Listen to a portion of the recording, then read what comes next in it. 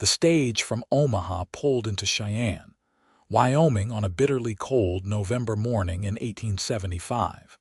And among the passengers who descended into the dusty street was a woman dressed entirely in black, her mourning veil so thick that not even a glimpse of her face could be seen through the dark fabric. Adaline Mercer Parker stood on the wooden platform with her single carpetbag clutched in both hands, watching the woman in black with a mixture of curiosity and concern that he tried to hide behind a neutral expression. He had placed the advertisement for a mail-order bride 6 months ago, after his mother had finally worn down his resistance with her constant nagging about needing grandchildren before she passed on to glory. The letters he had exchanged with Miss Margaret Porter from Boston had been pleasant enough, formal and polite, filled with practical questions about ranch life and his expectations for a wife. She had written in a clear, educated hand about her work as a schoolteacher, her love of reading, and her desire for a fresh start in the West. Never once had she mentioned that she would arrive dressed for a funeral. Adaline removed his hat as she approached, his weathered fingers nervously working the brim. At 28 years old, he had spent the better part of his life working the land his father had claimed, building the ranch into something substantial. He was tall and lean, with sun-darkened skin and light brown hair that always seemed to be in need of a proper cut. His mother said he had kind eyes, the same warm hazel as his father's had been, but Adaline had never put much stock in such observations.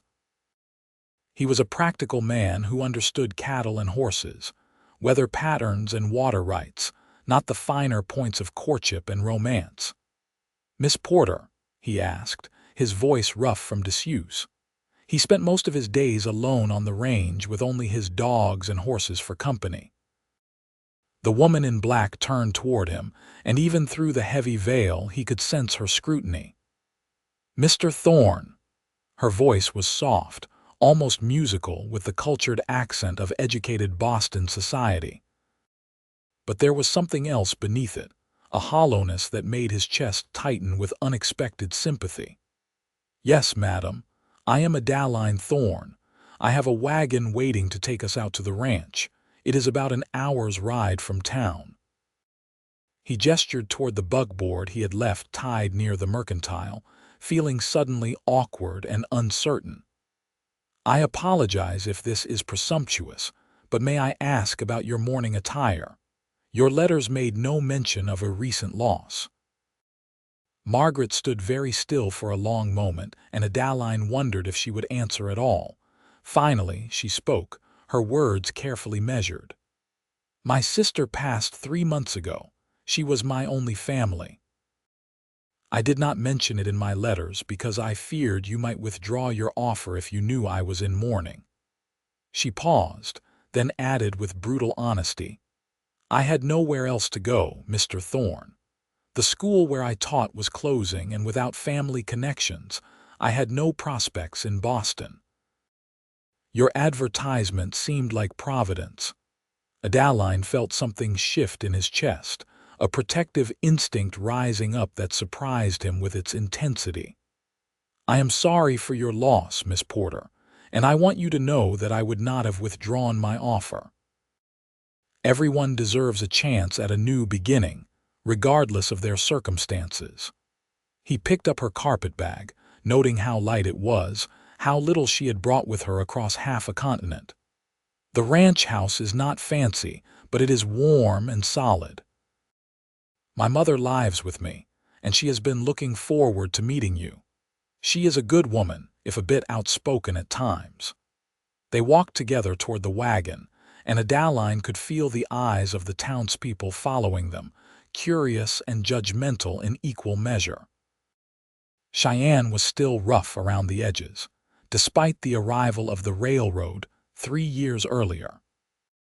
It was a place where men outnumbered women 5 to 1, where violence and hardship were daily realities, and where a woman in mourning clothes arriving as a mail-order bride would fuel gossip for weeks to come.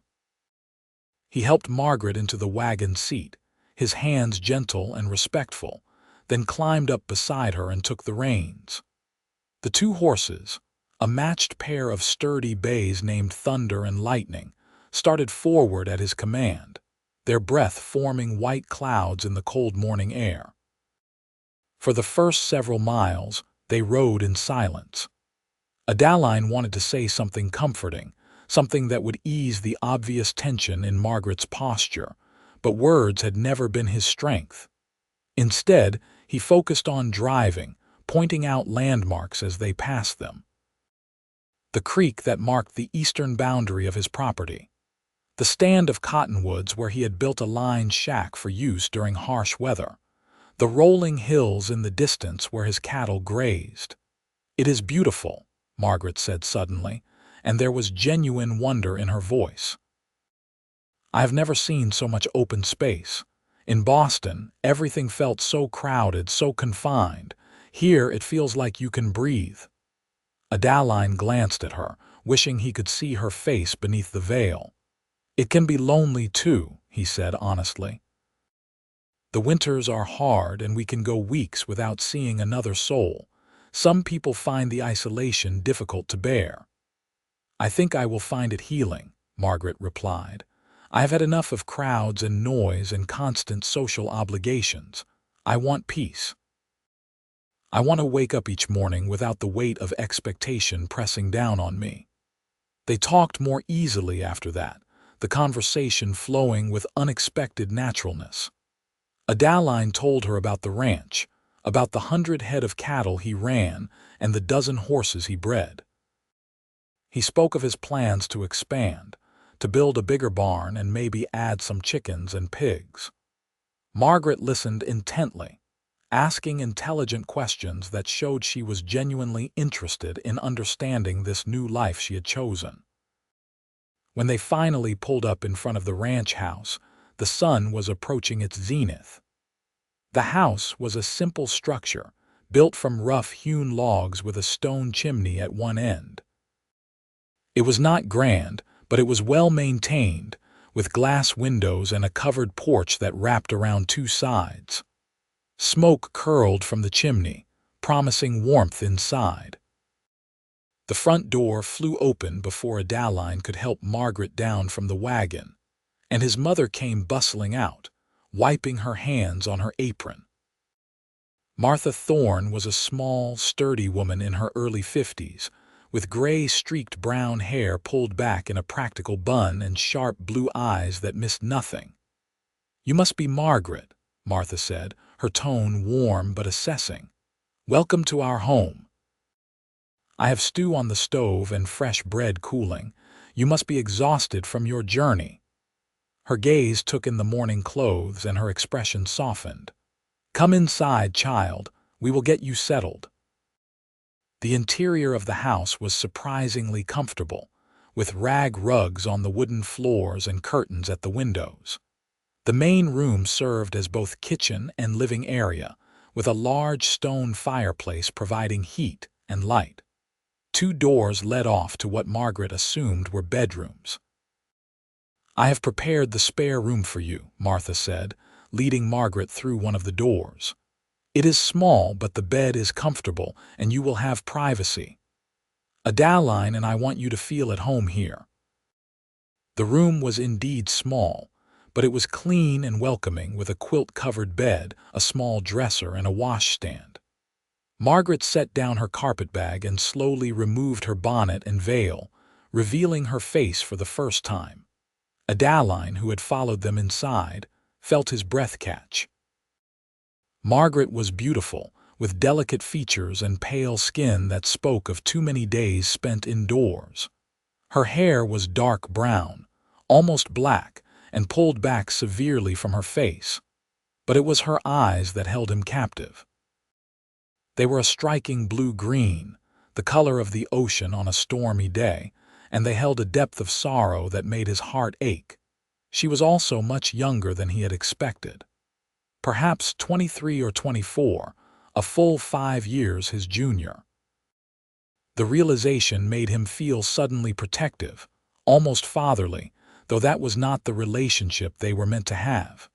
"Thank you for your kindness," Margaret said, her voice barely above a whisper. "I know this arrangement must be awkward for all of us. I will try not to be a burden." Martha made a dismissive sound. "Nonsense. You are going to be family. Now, wash up and come have some food. You look like you have not eaten a proper meal in weeks." Over the next several days, Margaret settled into life on the ranch with a quiet determination that impressed both Adaline and his mother. She insisted on helping with household chores, learning to cook on the cast iron stove, and mastering the art of bread making under Martha's patient instruction. She proved to be a quick study, absorbing information and adapting to the physical demands of ranch life with minimal complaint. Adaline watched her carefully, noting the way she moved through the house like a ghost, present but not fully engaged with the world around her. She rarely smiled, and when she did, it never reached her eyes. She spoke little of her past, deflecting questions with polite but firm evasiveness. At night, he could sometimes hear her crying through the thin walls that separated their rooms, soft sobs that she clearly tried to muffle with her pillow. They had not yet set a date for the wedding. Adaline knew that propriety demanded they marry quickly, but something held him back. Margaret was clearly not ready for marriage, was still too deep in her grief to contemplate such a significant commitment. His mother agreed, though she worried about what the neighbors would think, having an unmarried woman living under their roof. "Give her time," Adaline said one evening after Margaret had retired to her room. "She has lost everything. The least we can do is show her some compassion." "You are a good man, Adaline," Martha said, patting his hand. "Just like your father, but you cannot fix everyone's problems. Sometimes people have to find their own way out of darkness." "I know," Adaline replied, "but I can at least make sure she has a safe place to stand while she does it." The turning point came 2 weeks after Margaret's arrival. Adaline had gone out before dawn to check on his cattle, worried about reports of wolves in the area. He returned around mid-morning to find Margaret standing in the corral, watching one of his mares pace restlessly along the fence line. "Something is wrong with her," Margaret said without preamble. "She has been agitated since you left." Adaline climbed into the corral and approached the mare carefully. Rosie was one of his best breeding horses, a gentle creature with a calm disposition, but Margaret was right. Something was definitely wrong. The mare's sides were slick with sweat, and she kept looking back at her flanks, nipping at herself. "Colic," Adaline said grimly. "Damn it, this could kill her if we do not get her moving." He grabbed a lead rope and clipped it to Rosie's halter. "I need to walk her, keep her from lying down and rolling. It could be hours before she is out of danger." "Then I will help," Margaret said simply. For the next 6 hours they walked Rosie around the corral, taking turns leading her while the other rested. Martha brought them water and sandwiches, which they ate on the move. Adaline explained what they were doing and why, and Margaret listened intently, asking questions that showed she was trying to understand. "My sister loved horses," Margaret said quietly as they circled the corral for what felt like the 1,000th time. "She used to beg our father to let her take riding lessons, but he said it was not appropriate for a young lady of good breeding. She would have loved it here, would have loved seeing all this open space and freedom." It was the first time Margaret had volunteered information about her sister, and Adaline sensed the importance of the moment. "What was her name?" he asked gently. Lily Ann Porter. "She was 3 years younger than me, and she was the light of my life." Margaret's voice cracked slightly. "She had consumption. The doctors said she had a year, maybe 2, but she lasted only 6 months after the diagnosis. Toward the end, she made me promise that I would not waste my life mourning her, that I would find happiness somehow. That is why I answered your advertisement. I was trying to keep my promise to her." "She sounds like she was a special person," Adaline said. "She was. She was brave and funny and full of life, even when the disease was destroying her body. She never complained, never asked why this was happening to her. She just kept smiling and telling me that everything would be all right." Margaret stopped walking, her hand resting on Rosie's neck. "But it is not all right, Mr. Thorne. It will never be all right. She is gone and I am here, and I do not know how to live in a world without her." Adaline set down the lead rope, trusting Rosie to stand still for a moment and turned to face Margaret fully. "I lost my father 5 years ago," he said. "He was out checking fence lines during a storm and lightning struck a tree near him. The falling branches killed him instantly. For months afterward, I could barely function. I would wake up in the morning and forget he was gone, and then the realization would hit me all over again, and it felt like being gutted with a dull knife." Margaret looked at him with those impossibly sad eyes, and he continued, "My mother told me something during that time that I have never forgotten. She said that grief is the price we pay for love, and that the depth of our sorrow reflects the depth of our connection to the person we lost. She said we do not heal from grief by forgetting or by moving on, but by learning to carry it with us in a way that honors the love we had." "I do not know how to do that," Margaret whispered. "Neither did I," Adaline admitted. "But here is what I learned. You start by getting up each morning, even when you do not want to. You put one foot in front of the other. You find small things to be grateful for. You let yourself cry when you need to, and you let yourself laugh when something strikes you as funny, even if you feel guilty for feeling joy.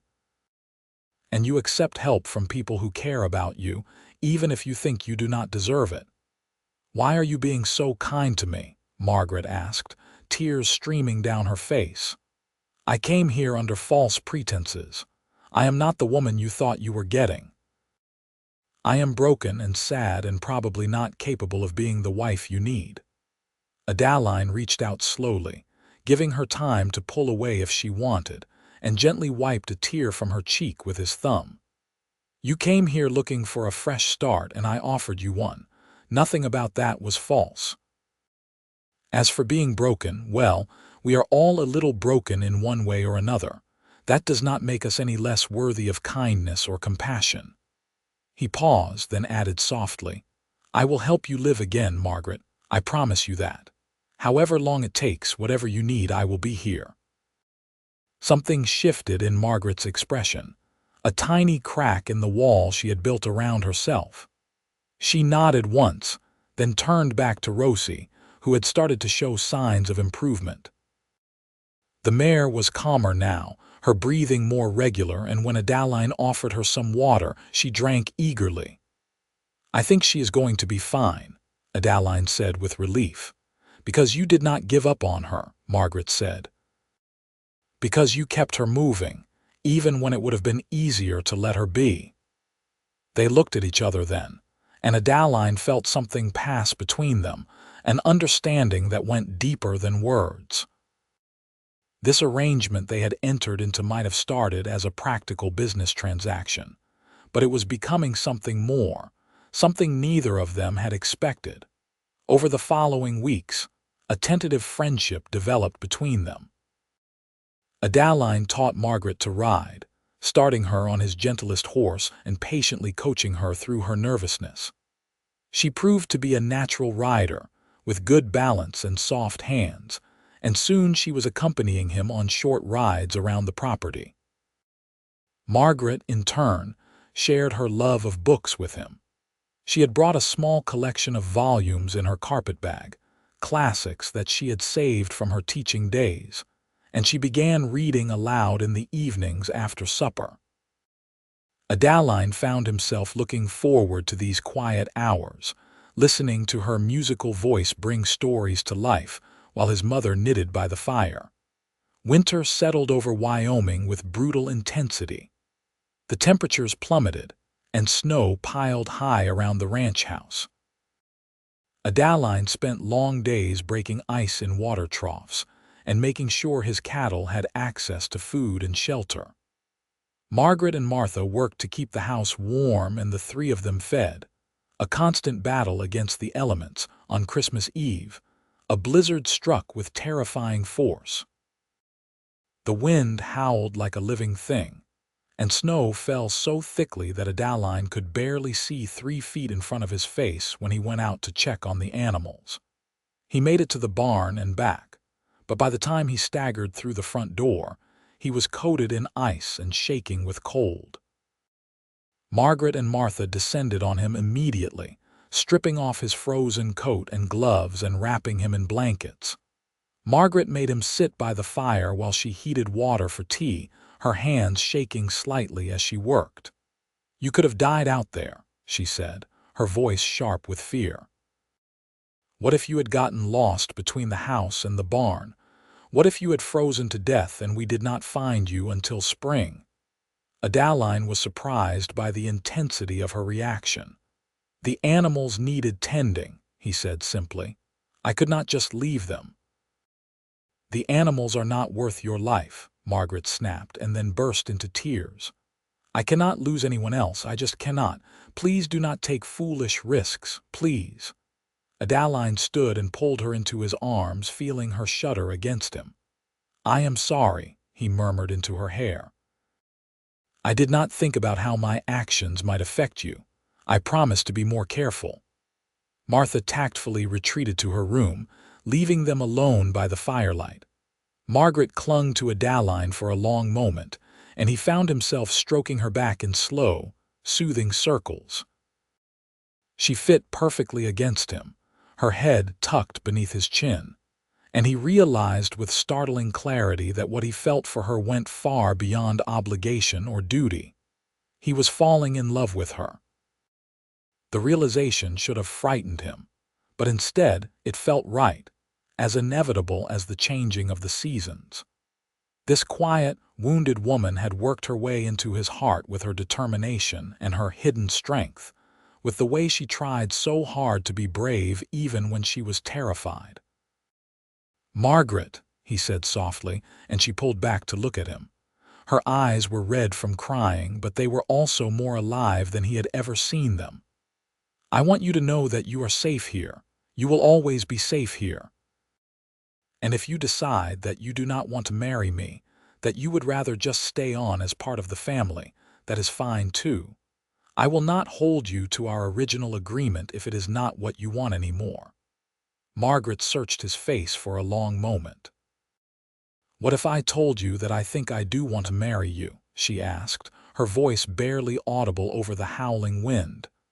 "Not because of our agreement, but because I have come to care for you deeply. Would you believe me?" Adaline's heart hammered in his chest. "Are you sure?" "I do not want you to feel pressured. I can wait as long as you need." "I am sure," Margaret said, and this time when she smiled, it reached her eyes. "You have given me back something I thought I had lost forever. Hope, the possibility of happiness. You have shown me kindness when I did not think I deserved it and patience when I was at my worst. I think Lily would have liked you very much." Adaline cupped her face in his hands, his thumbs tracing the delicate bones of her cheeks. "May I kiss you?" he asked. "Yes," Margaret breathed. The kiss was gentle and sweet, a promise of things to come. When they finally pulled apart, both of them were smiling. They were married on New Year's Day, 1876, in a simple ceremony at the small church in Cheyenne.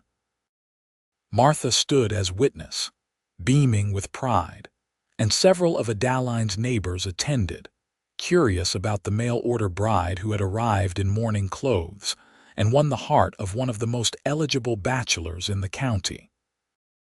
Margaret wore a dress of pale gray silk, the first step out of full mourning, and she carried a small bouquet of dried wildflowers that Martha had saved from the previous summer. Adaline wore his best suit, his hair freshly cut and his boots polished to a shine. When the preacher pronounced them man and wife, Adaline kissed Margaret with a tenderness that made several of the women in attendance sigh with romantic approval. The wedding night was gentle and patient. Adaline took his time, murmuring words of love and reassurance, making sure Margaret felt safe and cherished. She responded to his touch with a passion that surprised them both, and afterward, as they lay tangled together in the narrow bed, she whispered against his chest, "I never thought I could feel this way again. Whole, connected to something larger than my grief." "You are the strongest person I know," Adaline told her, pressing a kiss to her forehead. "You survived losing everything and came halfway across the country to start over. That takes courage most people cannot even imagine." As winter gave way to spring, Margaret bloomed like the wildflowers that carpeted the hills around the ranch. The shadows beneath her eyes faded, and she began to laugh more freely, the sound like music to Adaline's ears. She threw herself into ranch life with enthusiasm, learning to garden and can vegetables, to churn butter and make cheese, to help with the spring branding and the birthing of foals. Martha, who had initially worried about how a city-bred schoolteacher would adapt to the hardships of frontier life, became one of Margaret's staunchest supporters. The two women developed a close bond, working side by side during the long days while Adaline was out with the cattle.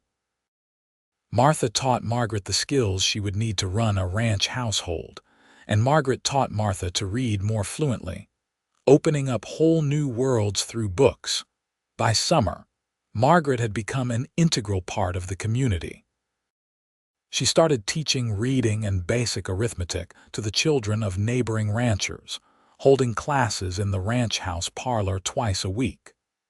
The children adored her, responding to her patient teaching methods, and the way she made learning feel like an adventure rather than a chore. One evening in late July, as Adaline and Margaret sat on the porch watching the sunset paint the sky in shades of orange and pink, she took his hand and placed it on her stomach. "I think I am with child," she said quietly. "I have suspected for a few weeks, but I wanted to be certain before I told you." Adaline felt joy surge through him like lightning. "Are you happy about it?" he asked, wanting to be sure. "I am terrified," Margaret admitted. "But yes, I am happy. I think this is what Lily wanted for me, a family, a future, a reason to keep living and growing and trying." She turned to look at him, her eyes shining with tears. "Thank you for being patient with me. Thank you for giving me time to heal. Thank you for taking a chance on a lonely rancher with more cattle than conversation skills," Adaline replied, pulling her close. "You have made my life fuller and richer than I ever imagined it could be." The pregnancy was not easy. Margaret suffered from nausea that lasted well into her 5th month, and the summer heat made her uncomfortable and irritable. But Adaline was attentive and caring, bringing her cool water and fanning her when the temperature soared, rubbing her feet when they swelled, and holding her hair back when she was sick. Martha was equally devoted, preparing special foods that were easier for Margaret to digest and sharing stories of her own pregnancies to reassure her daughter-in-law that what she was experiencing was normal. As fall approached and Margaret's belly grew round with their child, Adaline found himself filled with a contentment he had never known before. He would catch glimpses of Margaret moving through the house or working in the garden, and his heart would swell with love so intense it almost hurt. One afternoon in October, he came in from the fields to find Margaret sitting at the kitchen table, pen in hand, writing a letter. She looked up when he entered, and there was peace in her expression. "I am writing to Lily," she explained. "I know she is gone, but I wanted to tell her about everything that has happened, about you and the ranch and the baby. I want her to know that I kept my promise. I found happiness again." Adaline crossed the room and knelt beside her chair, his hand covering hers. "She knows," he said gently. Wherever she is, she knows, and she is glad. Margaret nodded, tears streaming down her face, but they were good tears, cleansing tears. I will always miss her, she said. But the grief does not consume me anymore. I can remember the joy we shared without being destroyed by the loss. You taught me that. You and your mother and this beautiful, harsh, wonderful place. The baby was born on a cold January night in 1877, after 16 hours of labor that left Margaret exhausted but triumphant. The midwife from town, a capable woman named Mrs. Anderson, guided her through the process with calm efficiency, while Adaline paced the main room and tried not to wear a hole in the floorboards. When he finally heard his child's first cry, strong and lusty, he felt his knees go weak with relief. Martha emerged from the bedroom, her face wreathed in smiles. "You have a son," she announced. "A healthy, beautiful boy with a good set of lungs, and Margaret did wonderfully. She is asking for you." Adaline rushed into the bedroom to find Margaret propped up against the pillows, her hair damp with sweat and her face pale but radiant. In her arms, wrapped in a soft blanket, was the smallest person he had ever seen. "Come meet your son," Margaret said, her voice hoarse from hours of crying out. Adaline approached the bed with reverence, staring down at the tiny face peeking out from the blanket. The baby had a shock of dark hair and his eyes were scrunched shut, but Adaline could already see Margaret in the shape of his nose and the delicate curve of his ears. "He is perfect," Adaline whispered, reaching out to touch one impossibly small hand. The baby's fingers wrapped around his thumb with surprising strength. "What should we name him?" Margaret looked up at him with love shining in her eyes. "I was thinking James, after your father." "James Adaline Thorne, if that is agreeable to you." Adaline felt emotion clog his throat. "That would honor my father greatly," he managed. "And maybe Lily as a middle name as well. James Lily Adaline Thorne." Margaret's eyes filled with tears. "That is not a traditional combination," she said with a watery laugh. "We are not traditional people," Adaline pointed out. "And I want our son to know about the brave woman who loved his mother enough to set her free to find happiness." So James Lily Adaline Thorne was christened 6 weeks later in the Cheyenne church, with half the county in attendance. The baby behaved beautifully during the ceremony, sleeping peacefully in his mother's arms while the preacher blessed him with water from the creek that ran through the Thorne property. The years that followed were filled with the busy chaos of raising a family and building a ranch. Young James grew into a sturdy, adventurous boy who followed his father everywhere, learning to ride almost before he could walk and showing a natural affinity for animals that made Adaline proud. When James was 3, Margaret gave birth to twin girls, Mary and Alice, who had their father's hazel eyes and their mother's dark hair. The twins were mischievous and inseparable, getting into trouble with impressive regularity and keeping their parents constantly on their toes. Martha lived long enough to see all 3 of her grandchildren born, passing away peacefully in her sleep when James was 5. They buried her next to Adaline's father on a hill overlooking the ranch, where wildflowers grew thick in the summer and the wind sang through the grass. Margaret grieved for her mother-in-law deeply, but she was no longer paralyzed by loss. She had learned to honor grief without letting it define her, to hold space for sorrow while still embracing joy.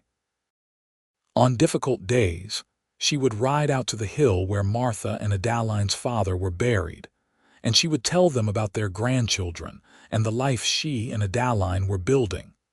As the years passed, the Thorne Ranch prospered. Adaline's careful breeding program produced some of the finest horses in Wyoming, and his cattle operation expanded steadily. He took on hired hands to help with the work, young cowboys who lived in the newly built bunkhouse and looked up to Adaline as a fair but demanding boss. Margaret continued teaching, eventually helping to establish a proper schoolhouse in Cheyenne. She became known throughout the county as an advocate for education, pushing for better resources and arguing passionately that every child, regardless of background, deserved the chance to learn. On their 10th wedding anniversary, Adaline surprised Margaret with a trip to Denver. They left the children in the care of a trusted neighbor and took the train east, spending 3 glorious days in the city. They attended the theater, ate in fancy restaurants, and shopped for books and toys to bring home to their children. On their last evening, as they sat in their hotel room watching the sun set over the mountains, Margaret turned to Adaline with a contented sigh. "You remember the day I arrived?" she asked. "How lost and broken I felt. I remember thinking you were the saddest person I had ever seen," Adaline replied, pulling her close, "and also the bravest, though I did not realize it at the time." "You told me you would help me live again," Margaret said, "and you kept that promise. You gave me time and space and compassion when I needed it most. You showed me that it was possible to love again after loss, to build a new life without betraying the memory of those who came before." Adaline kissed her temple. "You did the hard work yourself. I just provided a safe place for you to heal." "We healed each other," Margaret corrected. "You were lonely too, Adaline. You had closed yourself off after your father died, focused so completely on work that you forgot to live. We reminded each other how to be fully human." "I suppose we did," Adaline agreed. "And I would not change a single moment of it, even the hard parts, even the uncertainty and the fear. It all led us here, to this life we have built together." They returned to the ranch renewed and refreshed, throwing themselves back into the rhythm of family life. James, now 10, had grown tall and lean like his father, with a quiet confidence that served him well. The twins, 7 years old and full of energy, had developed distinct personalities despite their identical appearances. Mary was thoughtful and artistic, always drawing pictures or making up elaborate stories, while Alice was bold and physical, climbing trees and racing horses with reckless abandon. When James turned 12, Adaline began teaching him the serious work of running a ranch. They spent long days together checking fence lines, moving cattle, and making decisions about breeding stock. James absorbed everything like a sponge, asking intelligent questions, and showing the kind of judgment that made his father confident the ranch would be in good hands when the time came to pass it on. Margaret sometimes worried that James was growing up too fast, taking on adult responsibilities before he had fully enjoyed his childhood. But Adaline would remind her gently that this was the way of ranch life, that boys became men young on the frontier, and that James seemed genuinely happy with his role. The twins, meanwhile, proved to be their own force of nature. They convinced their mother to teach them to read and write years ahead of schedule, devouring books with voracious appetite. They also convinced their father to teach them to rope and ride, and by age 10, they could handle horses as well as any of the ranch hands. More children came in the following years. Another son, Thomas, was born when the twins were 8, followed 3 years later by the youngest, a daughter named Grace. The house that had once seemed spacious now bulged with life and noise and love. Adaline added rooms to accommodate the growing family, and Margaret orchestrated the chaos with patience and humor. She had learned to live in the moment, to appreciate the precious ordinariness of daily life, the sound of children laughing, the smell of bread baking, the feel of Adaline's hand reaching for hers across the dinner table. There were hard times too, of course. Winters when the cold was so bitter that they lost livestock despite their best efforts.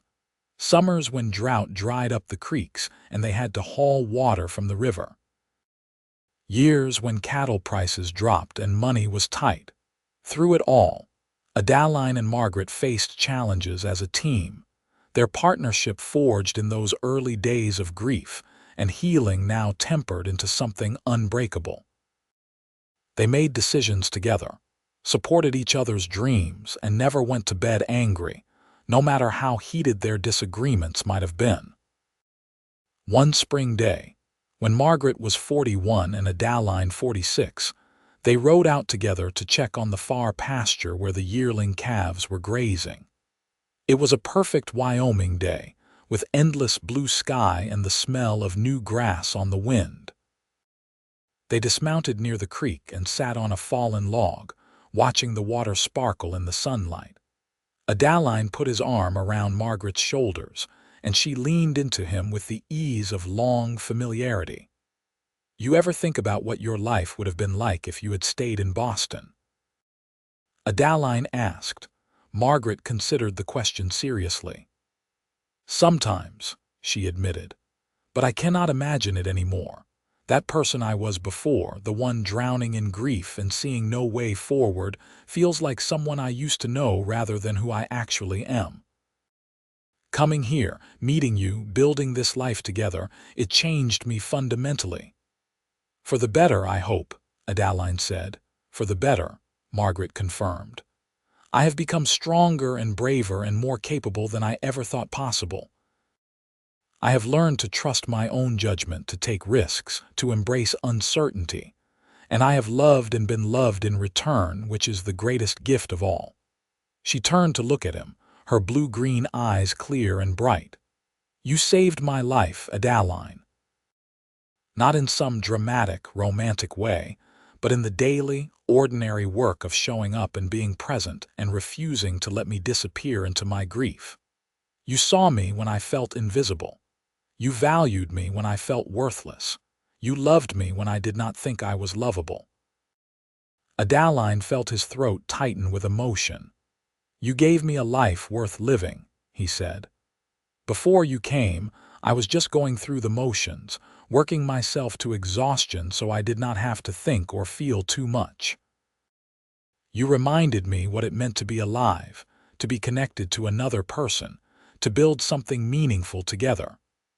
They sat in comfortable silence for a while, listening to the creek burble and the birds sing. Then Margaret spoke again, her voice thoughtful. "I have been thinking about Lily a lot lately," she said. "Not with sadness, the way I used to, but with gratitude. Gratitude for the years we had together, for the love we shared, for the way she pushed me to keep living even when she could not. I think she would be proud of the life I have built. I think she would love you and the children." "I think so too," Adaline agreed. "And I think she would be grateful that you honored her memory not by staying frozen in grief, but by embracing life fully and raising your children to do the same." As the sun began to sink toward the horizon, they remounted their horses and headed back to the ranch house. They could see it in the distance, smoke curling from the chimney and the children visible as small figures playing in the yard. James was teaching Thomas to throw a rope while the twins helped young Grace pick wildflowers. It was a scene of ordinary domesticity, nothing special or remarkable. But to Margaret, it represented everything she had fought for in one: a home, a family, a future.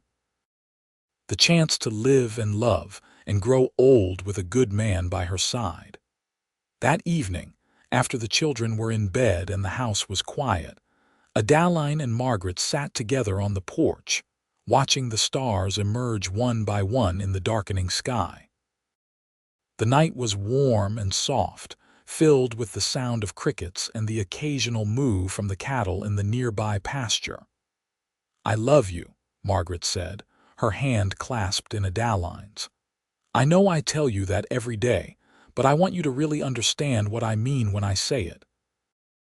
I love you for your kindness and your patience. I love you for your strength and your gentleness. I love you for seeing me not as a broken thing that needed fixing, but as a person who needed time and space to heal." "I love you too," Adaline replied. I love your courage and your intelligence. I love the way you mother our children with such devotion. I love how you never gave up, even when giving up would have been so much easier. You are the best thing that ever happened to me." They kissed then, a long, deep kiss that held decades of shared history and the promise of years yet to come. When they finally pulled apart, both were smiling. The years continued to pass, marked by the changing seasons and the milestones of their children's lives. James grew into a fine young man, eventually marrying a rancher's daughter from a neighboring spread and building a house on Thorne land. The twins both pursued education, with Mary becoming a teacher like her mother and Alice studying veterinary medicine in Denver, one of the first women in the state to do so. Thomas showed a talent for business, helping his father navigate the changing economics of ranching as the frontier era gave way to the modern age. Grace, the baby of the family, inherited her mother's love of books and eventually became a writer, publishing novels set in the West that captured the spirit of the land and people she loved. Adaline and Margaret became grandparents, then great-grandparents, their family tree spreading and branching with each passing year. They remained at the heart of it all, the stable center around which everyone else orbited. On their 40th wedding anniversary, the entire family gathered at the ranch for a celebration. There were nearly 50 people present, ranging from James's oldest grandchildren to Grace's infant daughter. The house and yard overflowed with noise and laughter and love. That evening, after most of the guests had gone home or retired for the night, Adaline and Margaret walked up the hill to where Martha and Adaline's father were buried. They had added other markers over the years. Martha's grave. The small stone for the baby Margaret had lost in her 7th pregnancy, a daughter born too soon to survive. More recently, the marker for Adaline's older brother, who had lived in California and been buried there but whom Adaline wanted remembered here, in the place he had loved best. They stood together in the twilight, Adaline's arm around Margaret's waist, her head resting on his shoulder. They were both in their 60s now, their hair gray and their bodies marked by the hard work of a lifetime. But their love had only deepened with time, growing richer and more textured with each shared experience. "We have lived a good life," Margaret said softly. "A really good life." "We have," Adaline agreed, "and we are not done yet. I plan to be around for a long time still, watching our grandchildren grow and annoying you with my stubbornness." Margaret laughed. "I would not have it any other way." They made their way back down the hill as darkness fell, walking slowly and carefully, conscious of their aging bodies but still strong and capable. The house lights glowed warm and welcoming below them, and they could hear the faint sound of music and conversation drifting up on the evening breeze. "Do you remember the day I arrived in Cheyenne?" Margaret asked, repeating a question she had asked many times over the years but which never grew old. "What you thought when you saw me in those mourning clothes?" "I remember thinking that you looked lost and scared," Adaline said. "I remember wanting to help you, though I did not know how. I remember hoping that I could give you something good, something worth having." "You gave me everything," Margaret said simply. "You gave me back my life." They entered the house together, greeted by the warmth and noise of their extended family. Their children and grandchildren surrounded them, pulling them into conversations and asking questions and sharing stories. Margaret looked around at all the faces, seeing traces of herself and Adaline and Lily in their features, and felt a profound sense of peace. This was her legacy. Not just the children she had born and raised, but the love she had accepted and given in return.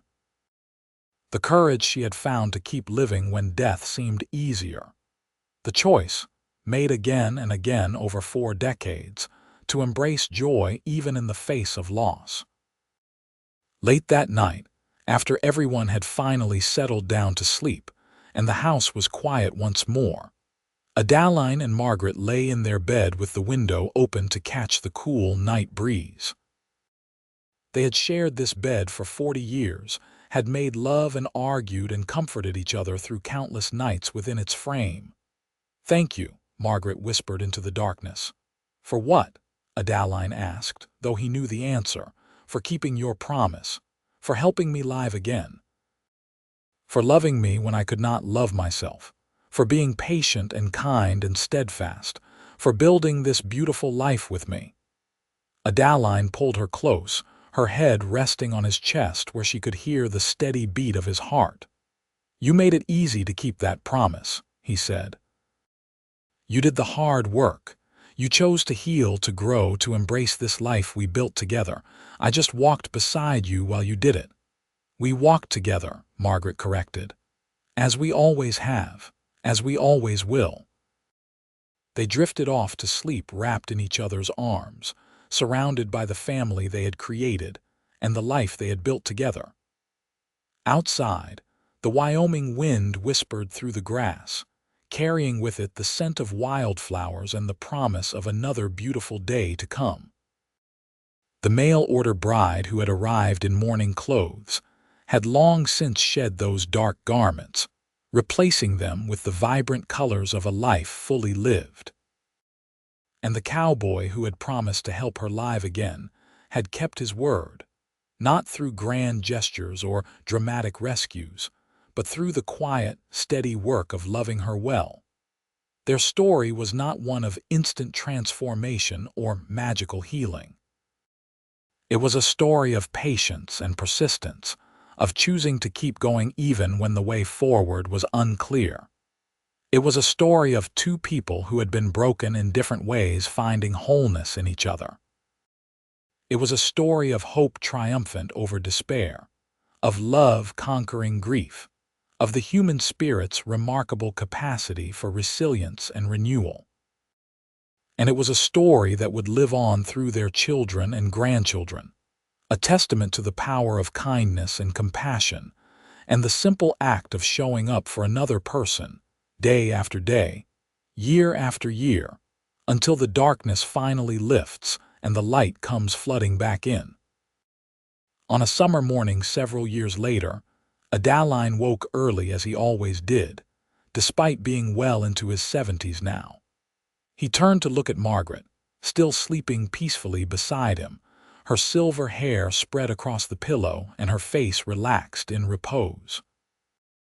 Even after all these years, the sight of her still made his heart swell with love. He rose quietly and dressed, then made his way to the kitchen to start coffee. Through the window, he could see the sun beginning to paint the sky in shades of gold and pink. It was going to be a beautiful day. James and his family lived in the main house now, having taken over the day-to-day operations of the ranch several years earlier. Adaline and Margaret had moved into a smaller cottage on the property, a comfortable space that gave them privacy while keeping them close to family. It was an arrangement that suited everyone, allowing Adaline to step back from the hardest physical labor while still remaining involved in decision-making. He carried 2 cups of coffee back to the bedroom and set one on Margaret's nightstand. She stirred and opened her eyes, smiling when she saw him. "Good morning, my love," she said, her voice still rough with sleep. "Good morning," he replied, settling back into bed beside her. "I thought we might ride out to the high pasture today if you are feeling up to it." The wildflowers should be at their peak. Margaret's eyes lit up. Despite her age, she still loved to ride, still found joy in exploring the land that had become her home. "I would like that very much." They spent the morning preparing for their ride, moving at the slower pace their bodies now required. Margaret packed a lunch while Adaline saddled 2 gentle horses, older mounts that were patient with their elderly riders. The ride to the high pasture took longer than it would have in their youth, but neither of them minded. They traveled at a leisurely pace, stopping frequently to rest the horses and admire the view. They talked about everything and nothing, their conversation flowing with the ease of decades of practice. When they reached the high pasture, they dismounted and spread a blanket in the shade of a large cottonwood tree. The meadow stretched before them, carpeted in wildflowers in every color imaginable. Purple lupine and red paintbrush, yellow sunflowers and white daisies, all swaying gently in the breeze. "It never gets old, does it?" Margaret said, taking in the view. "The beauty of this place." "No," Adaline agreed. "It never does." They ate their lunch slowly, savoring both the food and each other's company. They had reached a stage of life where they knew that each moment together was precious, that their time was finite in a way it had not seemed when they were young. "I have been thinking about writing my memoirs," Margaret said suddenly. "Grace has been encouraging me to put my story down on paper. She thinks it might inspire other women who are struggling with loss." Adaline considered this. "I think that is a wonderful idea. You have always had a gift for words, and your journey from that scared woman in mourning clothes to the woman you are now is truly remarkable." "It was our journey," Margaret corrected. "I could not have done it alone." "Perhaps you should write it as our story then," Adaline suggested. "The story of how two broken people helped each other become whole again." Margaret smiled. "I like that idea. Will you help me? I want to make sure I get your perspective right." "I would be honored," Adaline said. They spent the rest of the afternoon lying on the blanket, watching the clouds drift across the endless Wyoming sky. They talked about the past, sharing memories and laughing over old stories. They talked about the present, discussing their children and grandchildren and the latest news from town. They talked about the future, making plans for projects they wanted to complete and places they still hoped to visit. As the sun began its descent toward the horizon, they reluctantly packed up and began the ride back to the ranch. They were tired but happy, filled with the contentment that comes from a perfect day spent with the person you love most. That evening, Margaret began work on her memoirs. She wrote at the kitchen table by lamplight, her handwriting still clear and elegant despite her age. Adaline sat nearby, reading one of the books from their ever-growing collection, and occasionally offering observations or corrections when she asked for his input. The project took several months to complete. Margaret worked steadily, pouring her heart onto the page, telling the story of loss and love, grief and healing, death and rebirth. She wrote about arriving in Cheyenne in her mourning clothes, about meeting Adaline and his mother, about the long, slow process of learning to live again. She wrote about the challenges they had faced and overcome, the joys they had shared, the family they had built. She wrote about the lessons she had learned, about the importance of patience and compassion, about the power of love to transform even the darkest grief into something bearable. When she finally finished, she read the entire manuscript aloud to Adaline over the course of several evenings. He listened intently, occasionally wiping away tears, sometimes laughing at her descriptions of their early awkwardness with each other. "It is perfect," he said when she finished the last page. "It is honest and real and beautiful, just like you." Grace helped her mother prepare the manuscript for publication, and a year later the book appeared in bookstores throughout the West. It was not a bestseller in the national sense, but it sold steadily, particularly among women who recognized themselves in Margaret's story of loss and recovery. Letters began to arrive from readers, women who had lost husbands or children or siblings, and were struggling to find reasons to keep going. Margaret answered each letter personally, sharing what wisdom she had gained and encouraging them to be patient with themselves, to accept help when it was offered, to believe that joy could exist alongside grief. The correspondence became one of her greatest pleasures in her final years. She felt that she was giving back, helping others the way Adaline had once helped her. It gave her deep satisfaction to know that her story might light the way for someone else stumbling through darkness. Adaline and Margaret celebrated their 50th wedding anniversary surrounded by their children, grandchildren, and great-grandchildren. It was a joyous occasion, filled with music and laughter and storytelling. People came from as far away as California and Texas to honor the couple who had become legendary in their own way, symbols of enduring love and the triumph of hope over despair. During the celebration, James stood to make a toast. He was in his 50s now, gray-haired and weathered like his father, but his eyes still held the same warmth and kindness. "To my parents," he said, raising his glass, "who taught me that real love is not about grand romantic gestures, but about showing up every day with patience and compassion. Who demonstrated that broken things can be mended, that wounds can heal, that darkness is never permanent. Who built a life and a family on a foundation of mutual respect and genuine affection. May we all be so lucky as to find what you found in each other." The toast was echoed by everyone present, and Adaline and Margaret stood together, holding hands and blinking back tears. They looked out at the faces of their descendants, seeing the future they had created through their choice to love each other well.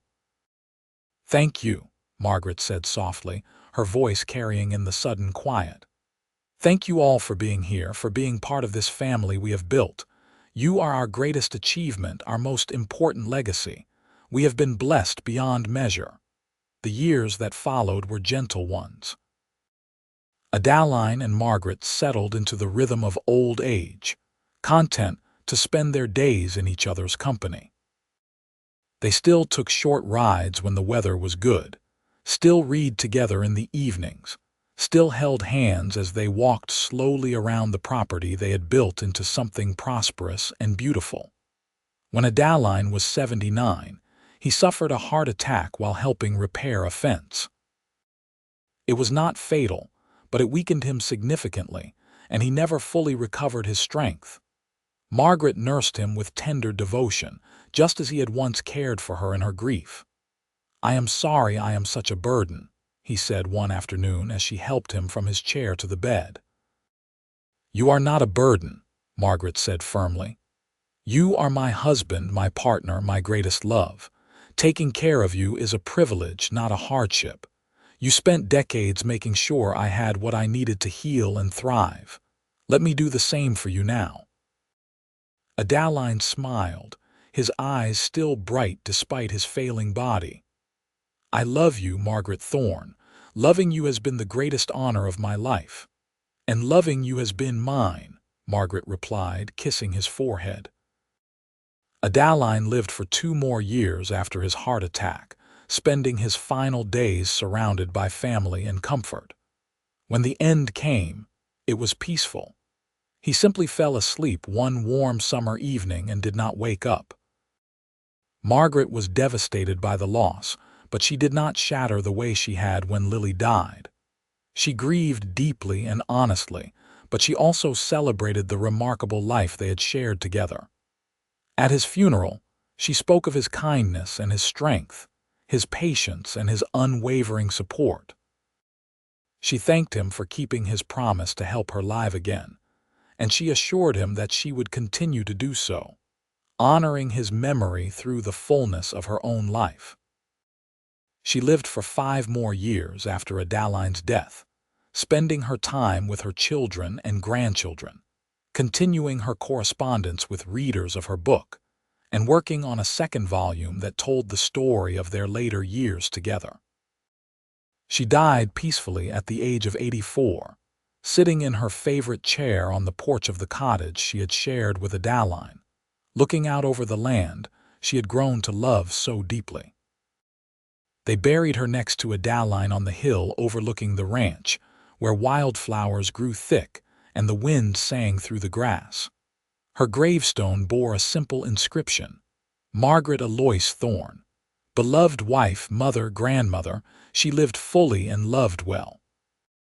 The ranch remained in the family, passing from James to his children and eventually to his grandchildren. The cottage where Adaline and Margaret had spent their final years together was preserved as a kind of shrine, filled with their books and photographs and the small mementos of a life well lived. Margaret's memoirs continued to be read by new generations of women. Her story of arriving in mourning clothes and finding love and healing in the Wild West inspiring countless others to believe that their own stories did not have to end in darkness. And on summer evenings, when the light was just right and the wildflowers were in bloom, people swore they could see two figures riding across the high pasture, an old man and an old woman on gentle horses, their hands sometimes reaching across to clasp together as they surveyed the beautiful land they had claimed as their own. It was just a trick of the light, of course, a romantic notion with no basis in reality. But it persisted nonetheless, this idea that some loves are so powerful they transcend death itself, that some bonds are so strong they echo through time. The mail-order bride who had arrived in mourning clothes and the cowboy who had promised to help her live again had become more than just people. They had become a legend, a symbol of hope and healing, a reminder that even in our darkest moments, love can find us and guide us back into the light. Their story was told and retold, passed down through generations, embellished and romanticized until it was hard to separate fact from fiction. But at its core, the truth remained simple and powerful. Two broken people had found each other in a harsh and beautiful land. They had chosen to be patient and kind with each other.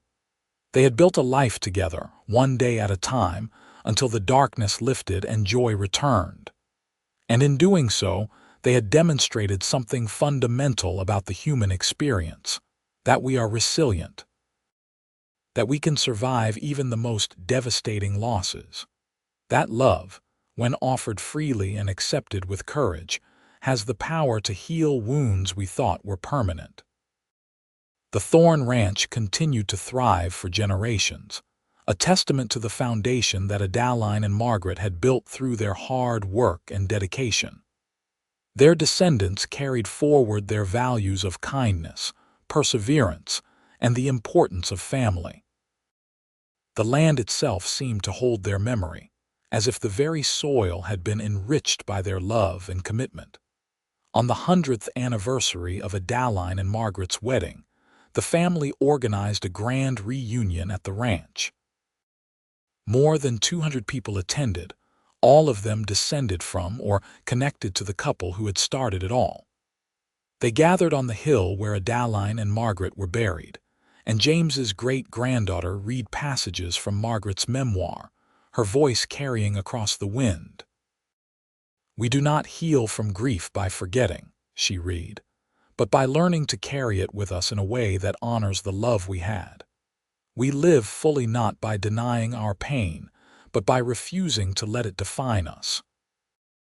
And we love well not by protecting ourselves from hurt, but by opening our hearts despite the risk, knowing that the joy we gain is worth whatever sorrow may eventually come." As the sun set over the Wyoming hills, painting the sky in the same shades of gold and pink that Adaline and Margaret had watched together so many times, the family stood in silence, united in their gratitude for the legacy they had inherited. The story of the mail-order bride who arrived in mourning clothes and the cowboy who promised to help her live again was more than just a romance. It was a testament to the transformative power of compassion, the healing nature of time, and the enduring strength of love freely given and gratefully received. And though Adaline and Margaret were gone, their presence remained woven into every aspect of the ranch they had built, the family they had raised, and the land they had loved. Their story would continue to be told as long as their descendants drew breath, a reminder that even in our darkest hours, there is always hope for healing, always the possibility of new beginnings, and always the promise that love can teach us to live again.